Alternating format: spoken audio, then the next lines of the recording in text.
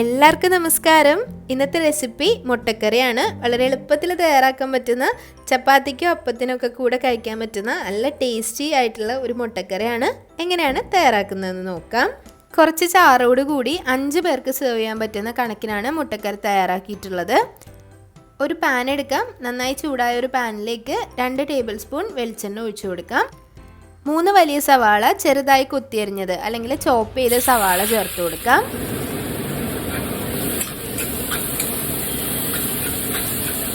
ചോപ്പ് ചെയ്ത സവാള നല്ലതുപോലെ വഴറ്റിയെടുക്കണം. പെട്ടെന്ന് വഴണ്ട് കിട്ടാൻ വേണ്ടി അതിലേക്കൊരു 1/2 ടീസ്പൂൺ ഉപ്പ് ചേർത്ത് കൊടുക്കാം.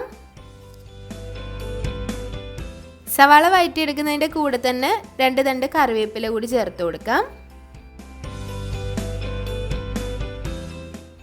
കറിവേപ്പിലയും അതിൻ്റെ കൂടെ നല്ലതുപോലെ വഴറ്റിയെടുക്കാം.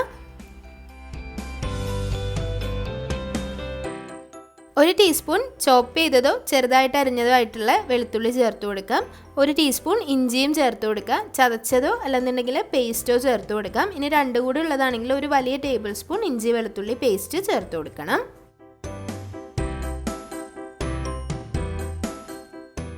എരിവിനനുസരിച്ച് പച്ചമുളക് ചേർത്ത് കൊടുക്കാം. ഞാനിവിടെ ഒരു 3 ചെറിയ പച്ചമുളകാണ് ചേർത്തിട്ടുള്ളത്. പാകത്തിനുള്ള എരിവായിരിക്കും. നല്ലതുപോലെ ഒന്ന് വഴറ്റി കൊടുക്കാം.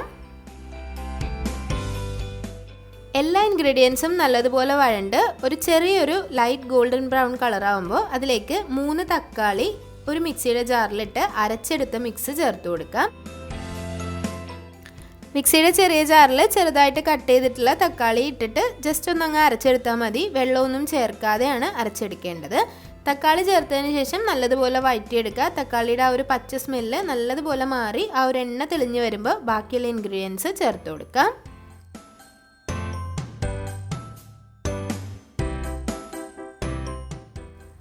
ഇതിലേക്ക് 1/2 ടീസ്പൂൺ മഞ്ഞൾപ്പൊടി ചേർക്കാം. 2 ടീസ്പൂൺ കാശ്മീരി മുളക് പൊടി ചേർക്കാം. 1/2 ടീസ്പൂൺ മല്ലിപ്പൊടി ചേർക്കാം. 1 ടീസ്പൂൺ മസാലപ്പൊടി ചേർക്കാം. ഈ ഒരു മസാലപ്പൊടിയുടെ റെസിപ്പി നേരത്തെ അപ്ലോഡ് ചെയ്തിട്ടുണ്ട്. ലിങ്ക് ഡിസ്ക്രിപ്ഷൻ ബോക്സിൽ അപ്ഡേറ്റ് ചെയ്യാം. 1/2 ടീസ്പൂൺ കുരുമുളക് പൊടി കൂടി ചേർത്ത് നല്ലതുപോലെ ഒന്ന് വഴറ്റിയെടുക്കാം. നിങ്ങൾക്ക് ഈ ഒരു മസാലപ്പൊടിക്ക് പകരമായിട്ട് ഗരം മസാലയോ ചിക്കൻ കറി മസാലയോ ഏതെങ്കിലും ഒരു കറി മസാലയോ ചേർത്ത് കൊടുക്കാം. ഈ ഒരു മസാല നല്ല ഫ്ലേവറും നല്ല മണവും കിട്ടാൻ വേണ്ടി ഹെൽപ്പ് ചെയ്യും. ലിങ്ക് ഡിസ്ക്രിപ്ഷൻ ബോക്സിൽ കൊടുക്കാം. ഹോം മെയ്ഡായിട്ട് പൊടിച്ചെടുക്കുന്ന മസാലയാണ്. ഇനി ഈ ഒരു കറിയിലേക്ക് 1/2 ടീസ്പൂൺ പഞ്ചസാര ചേർത്ത് കൊടുക്കുക. ഇത് ഓപ്ഷണലാണ്. പഞ്ചസാര ഉപയോഗിക്കാത്തവർ ഒരു ചെറിയ കഷ്ണം ശർക്കരയും ചേർത്ത് കൊടുക്കാവുന്നതാണ്. നല്ലതുപോലെ ഒന്ന് മിക്സാക്കി കൊടുക്കുക. ഒരുപാടൊന്നും ചേർക്കരുത്. ഇനി ഇതിലേക്ക് 2 കപ്പ് തിളച്ച ചൂടുവെള്ളം കൂടി ചേർത്ത് കൊടുത്ത് നല്ലതുപോലെ മിക്സ് ചെയ്യുക. ചൂടില്ലാത്ത വെള്ളം ചേർക്കരുത്.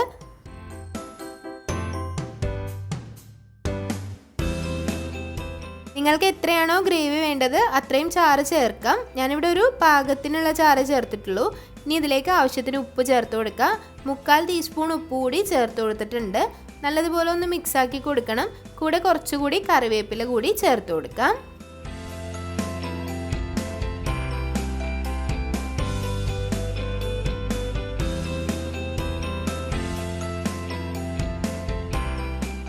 നല്ലതുപോലെ തിളച്ച് മിക്സ് ആയതിലേക്ക് വറുത്ത് പൊടിച്ചിട്ടുള്ള പെരിഞ്ജീരകത്തിൻ്റെ പൊടി കൂടി ലാസ്റ്റായിട്ട് ചേർത്ത് കൊടുക്കണം.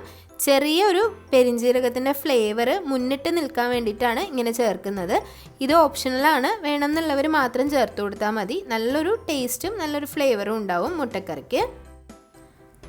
ഒന്നുകൂടി ഒന്ന് തിളപ്പിച്ചെടുത്തതിന് ശേഷം ഇതിലേക്ക് മുട്ട ചേർത്ത് കൊടുക്കാം. മുട്ട 2ആയിട്ട് കട്ട് ചെയ്തിട്ടിടാം. അല്ലാന്നുണ്ടെങ്കിൽ മുഴുവനായിട്ട് ഇട്ട് കൊടുക്കാവുന്നതാണ്.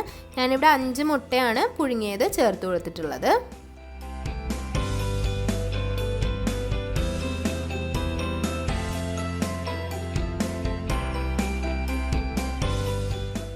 നല്ല രുചിയുള്ള ഒരു മുട്ടക്കറിയാണിത്. അപ്പത്തിൻ്റെയും ചപ്പാത്തിയുടെയും പൊറോട്ടയുടെ ഒക്കെ കൂടെ അസാധ്യ കോമ്പിനേഷനാണ്.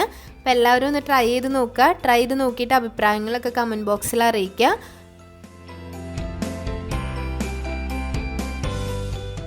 വീഡിയോസൊക്കെ ഇഷ്ടമാവുന്നുണ്ടെങ്കിൽ ലൈക്ക് ചെയ്യുക, ഷെയർ ചെയ്യുക, സബ്സ്ക്രൈബ് ചെയ്യുക. അതുപോലെ നിങ്ങളുടെ ഫ്രണ്ട്സിനും ഫാമിലിക്കും ഒക്കെ ഒന്ന് ഈ ഒരു വീഡിയോ ഷെയർ ചെയ്ത് കൊടുക്കുക.